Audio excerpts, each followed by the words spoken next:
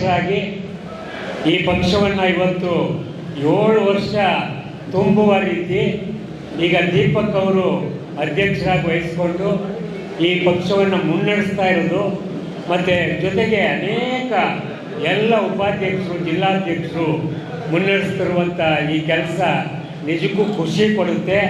ಈ ನಾಡಿಗೆ ತುಂಬ ಅಗತ್ಯವಾದ ಪಕ್ಷವಾಗಿದೆ.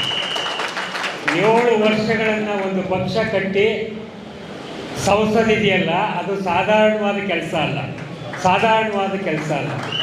ಈ ಥರದ ಅಸಾಧಾರಣವಾದ ಕೆಲಸವನ್ನು 3 ಪ್ರಜ್ಞಾವಂತ ನಾಯಕರು, KRS ಪಕ್ಷದ 3 ಪ್ರಜ್ಞಾವಂತ ನಾಯಕರು, ರವಿಕೃಷ್ಣಾರೆಡ್ಡಿ ಅವರು, ದೀಪಕ್ ಅವರು, ರಘು ಜಾಣಗೆರೆ ಅಂತ ಬಹುತೇಕ ಯುವಕರು, ಯಾರು ಇನ್ನೂ 60 ವರ್ಷ ಮುಟ್ಟಿಲ್ಲ ಇವರು ಯಾರು ಕೂಡ. ಹಾಗಾಗಿ ಇವರ ಮೇಲೆ ನಿಮ್ಮ ದೊಡ್ಡ ಭರವಸೆ ಇದೆ. ಆ ಭರವಸೆಯಿಂದ ನೀವೆಲ್ಲರೂ ಇವರಿಗೆ ಬೆನ್ನಿಗೆ ನಿಂತು ಈ ಸಂಘಟನೆಯನ್ನು, ಸಂಸ್ಥೆಯನ್ನು, ಪಕ್ಷವನ್ನು ಕಟ್ಟೋದಕ್ಕೆ ಕೈ ಜೋಡಿಸಿದ್ರಲ್ಲ, ನೀವೆಲ್ಲರೂ ಈ ನಾಡ ಪ್ರೇಮಿಗಳಾಗಿ. ಹಾಗಾಗಿ ಇವತ್ತು KRS ಪಕ್ಷಕ್ಕೆ ನಿಮ್ಮನ್ನೆಲ್ಲ ನೋಡಿದಾಗ ಬೀದಿಯಲ್ಲಿ 3 ಕಿಲೋಮೀಟರ್ ಉದ್ದದ ಮೆರವಣಿಗೆಯಲ್ಲಿ ನೀವೆಲ್ಲ ಬಹಳ ಉತ್ಸಾಹದ ಚಿಲುಮೆಯಲ್ಲಿ ಬಂದಿದೆಯಲ್ಲ, ಈ ಪಕ್ಷಕ್ಕೆ ಭವಿಷ್ಯ ಇದೆ, ಈ ರಾಜ್ಯದಲ್ಲಿ ಭವಿಷ್ಯ ಇದೆ. ನಿಜಕ್ಕೂ ನೀವೆಲ್ಲ ಮನಸ್ಸು ಮಾಡಿದರೆ ನಿಮ್ಮ ನಾಯಕರು ಸ್ವಲ್ಪ ಮೈಚಳಿ ಬಿಟ್ಟು ಸಿದ್ಧಾಂತ, ತತ್ವ ಇವುಗಳನ್ನು ಬದಿಗಿಟ್ಟು ಮುಂದುವರೆದಿದ್ದರೆ ಬಹುಶಃ ಇಷ್ಟೊತ್ತಾಗಲೇ ಒಂದು 10-15 ಜನ ಶಾಸಕರು ಆಗ್ಬೋದಾಗಿದ್ದೇನು.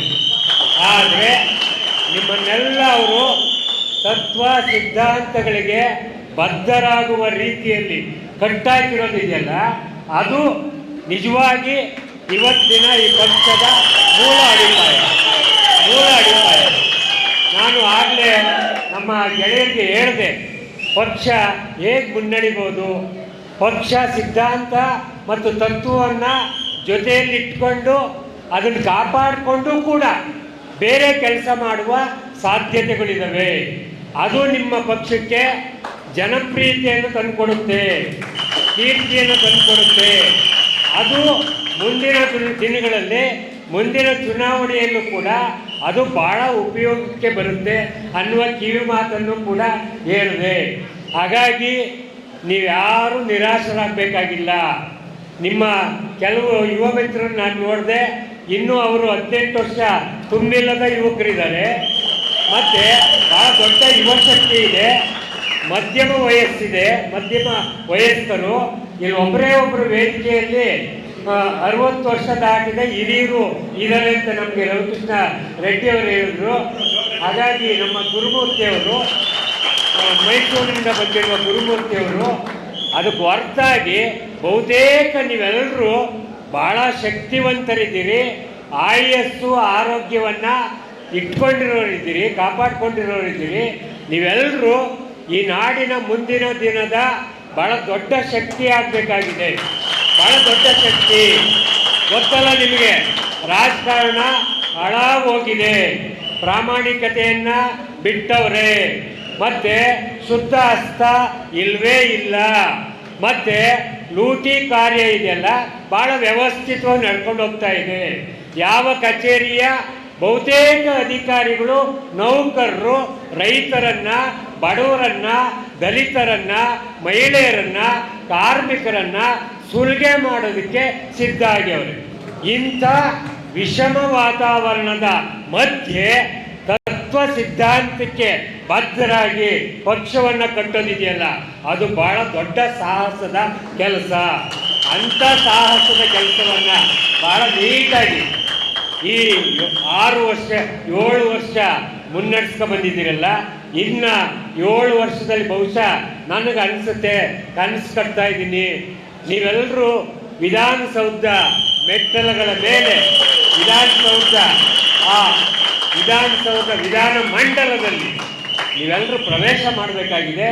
ಈ ನಾಡನ್ನು ಈ ಭ್ರಷ್ಟ ಮುಕ್ತ ನಾಡಾಗಿ ಮಾಡಬೇಕಾಗಿದೆ, ಲಂಚ ಮುಕ್ತ ನಾಡಾಗಿ ಮಾಡಬೇಕಾಗಿದೆ, ಹಸಿವು ಮುಕ್ತ. ಹಸಿವು ಭಾಳ ಜನ ಇವತ್ತು ಹಸಿವಿನಿಂದ ಸಾಯುವ ಸ್ಥಿತಿ ಇವತ್ತು ಕೂಡ ರಾಜ್ಯದಲ್ಲಿ ದೇಶದಲ್ಲಿದೆ, ಇಲ್ಲ ಅಂತ ಹೇಳಕ್ಕಾಗಲ್ಲ. ಯಾಕೆಂದ್ರೆ ಅನ್ನ ಬೆಳೆಯುವ ರೈತ ಇವತ್ತು ಆ ರೇಷನ್ ಅಂಗಡಿ ಮುಂದೆ, ಸೊಸೈಟಿ ಮುಂದೆ ಚೀಲ ಹಿಡ್ಕೊಂಡು, ರೇಷನ್ ಕಾರ್ಡ್ ಹಿಡ್ಕೊಂಡು, ಹಸಿರು ಕಾರ್ಡು, ಆಮೇಲೆ ಇನ್ನೊಂದು ಕಾರ್ಡು ಹಿಡ್ಕೊಂಡು ಅನ್ನ ಕೇಳುವ ಸ್ಥಿತಿ ಬಂದಿದೆ. ಹಾಗಾಗಿ ಮೊದಲು ನಮ್ಮ ರೈತರನ್ನ ಉಳಿಸ್ಬೇಕಾಗಿದೆ, ಕೃಷಿಯನ್ನು ಉಳಿಸ್ಬೇಕಾಗಿದೆ, ದಲಿತರನ್ನ ಕಾಪಾಡಬೇಕಾಗಿದೆ, ಮತ್ತು ಮಹಿಳೆಯರನ್ನು ಕಾಪಾಡಬೇಕಾಗಿದೆ. ಇಲ್ಲಿ ಮಹಿಳಾ ಮಣಿಗಳು ಭಾಳ ನಿಮಗೆ ಗೊತ್ತಲ್ಲ, ಇವತ್ತು ರಾಜಕೀಯ ಪಕ್ಷ, ಆಡಳಿತ ಪಕ್ಷ ಅಲ್ಲದವ್ರಿಗೆ ಕಿರುಕುಳ ಕೊಡುವ ಸಂಗತಿಗಳು ಅನೇಕ ಇದ್ದಾವೆ. ಪೊಲೀಸರನ್ನ ಚೂ ಬಿಟ್ಟು ಆ ಕಾರ್ಯಕರ್ತರನ್ನ, ಪದಾಧಿಕಾರಿಗಳನ್ನ ಕಿರುಕುಳ ಕೊಡುವ ಮತ್ತು ಅವರಿಗೆ ಇನ್ನಿಲ್ಲದ ಸಂಕಟ ಕೊಡುವ, ಕೇಸ್ ಮಾಡುವ, ಜೈಲಿಗಟ್ಟುವ ಎಲ್ಲ ಪ್ರಕ್ರಿಯೆಗಳು ರಾಜ್ಯದ ಎಲ್ಲ ಭಾಗದಲ್ಲೂ ನಡೀತಾ ಇದ್ದಾವೆ.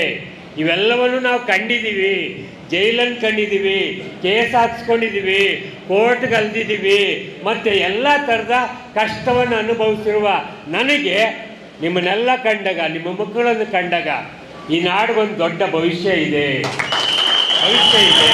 ಸಾಧ್ಯ ಇದೆ.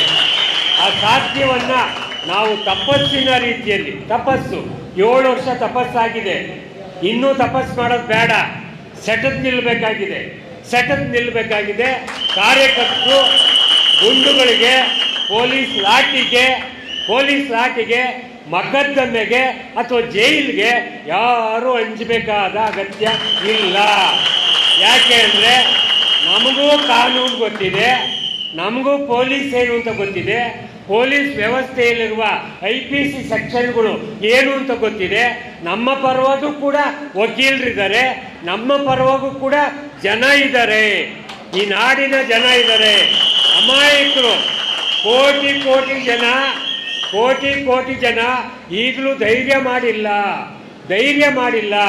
ಅವ್ರ ಕಷ್ಟ, ನಷ್ಟ, ಅವಮಾನ, ಸಂಕಟ, ಅಪಮಾನ ಹಾಗೇ ಉಳಿದವೆ.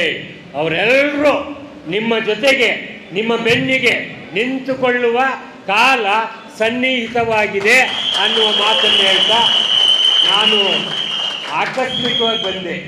ಆಕಸ್ಮಿಕವಾಗಿ ಚಿತ್ರದುರ್ಗಕ್ಕೆ ಗೆಳೆಯರ ಜೊತೆ ಇವತ್ತು ಬಂದೆ.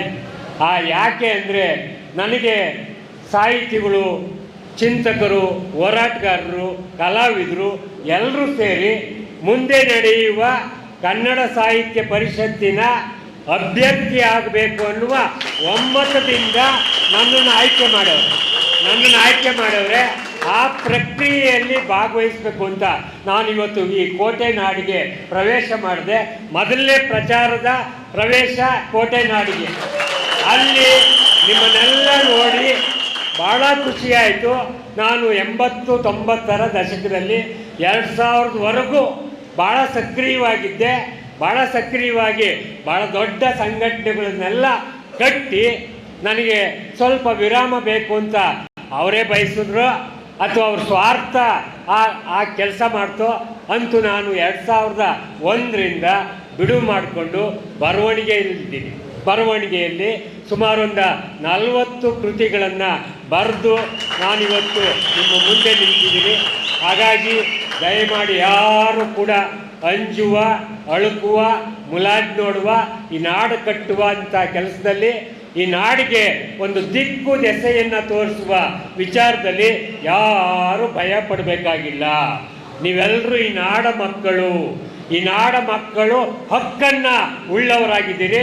ಬದುಕುವ ಹಕ್ಕನ್ನು ಮತ್ತು ಅಧಿಕಾರ ಉಣ್ಣುವ ಹಕ್ಕನ್ನು ಕೂಡ ನಿಮ್ಮ ಪಾಲಿಗಿದೆ ಅನ್ನುವ ಮಾತನ್ನು ಹೇಳ್ತಾ KRS ಪಕ್ಷಕ್ಕೆ ಒಳ್ಳೆಯದಾಗಲಿ.